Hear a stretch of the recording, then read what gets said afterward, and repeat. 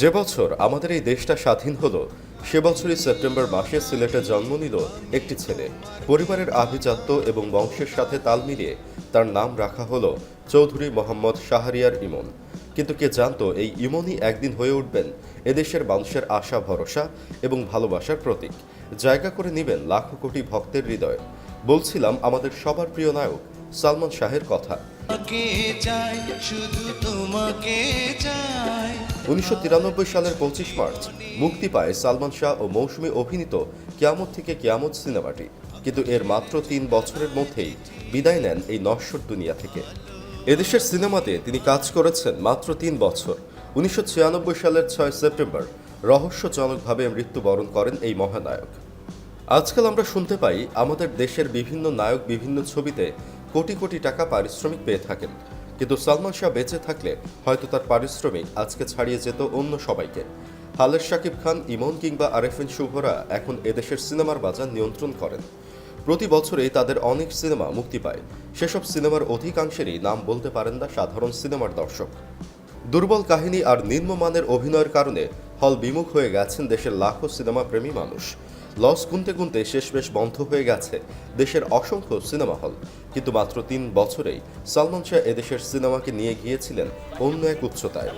তুমি মোর জীবনের ভাবনা।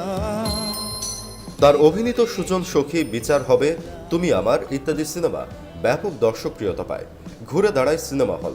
তাই খুব সহজেই ধারণা করা যায় আজকের দিনে তিনি যদি বেঁচে থাকতেন তাহলে হয়তো বাংলা সিনেমার গল্পটা আরেকটু ভিন্ন হতো। আজকে আমরা যাদের সুপারস্টার ভাবি তারা হয়তো এমন দুর্বল অভিনয় দিয়ে আমাদের দেশি সিনেমার 12টা বাজিয়ে দিতে পারতেন না। তবে সালমান শাহের অভিনয়ের শুরুটা কিন্তু এত মসৃণ ছিল না। সালমান শাহ তার ক্যারিয়ার শুরু করেন নাট্য জগতের মাধ্যমে, কিন্তু তার মা নীলা চৌধুরী এসব পছন্দ করতেন না।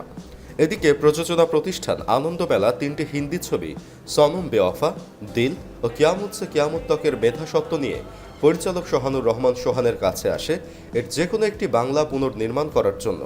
কিন্তু তিনি উক্ত ছবিগুলোর জন্য উপযুক্ত নায়ক নায়িকা খুঁজে না পেয়ে সম্পূর্ণ নতুন মুখ দিয়ে ছবি নির্মাণের সিদ্ধান্ত নেন। নায়িকা হিসেবে মৌসুমীকে নির্বাচিত করলেও নায়ক খুঁজে পাচ্ছিলেন না। তখন নায়ক আলমগীরের সাবেক স্ত্রী খোসনুর আলমগীর ইমন নামে একটি ছেলের সন্ধান দেন। প্রথম দেখাতেই তাকে পছন্দ করে ফেলেন পরিচালক। এদিকে বিপাকে পড়েন নায়ক সালমান শাহ। মাকে কোনোভাবেই রাজি করা যাচ্ছে না সিনেমার জন্য। শেষমেশ মায়ের পা ধরে সালমান শাহ বলেন, মাত্র একটি সিনেমা করব মা, এর বেশি না। সেই থেকে শুরু। এরপর তিনি মন্ত্রমুগ্ধের মতো আটকে রেখেছেন দেশের অসংখ্য দর্শক শ্রোতাকে। সালমান শাহের সাথে তখনই বলিউড সিনেমার নায়ক, বর্তমানে যাকে আমরা বাদশাহ অব বলিউড বলে থাকি, সেই শাহরুখ খান একটি ছবি তুলেছিলেন। বলেছিলেন বাংলাদেশের আমার একমাত্র বন্ধু বলে।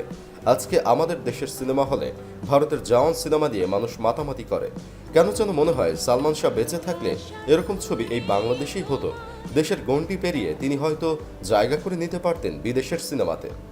রহস্যজনকভাবে মৃত্যুবরণ করে বিদায় নিয়েছেন সালমান শাহ। কিন্তু চাইলে কি বিদায় নেওয়া যায়? না, বরং সালমান শাহ এখনো বেঁচে আছেন তার লাখো ভক্তের হৃদয়ে। বাংলাদেশের সিনেমা যতদিন থাকবে ততদিন সালমান শাহ বেঁচে থাকবেন তাদের হৃদয়ে প্রিয় নায়ক হয়ে।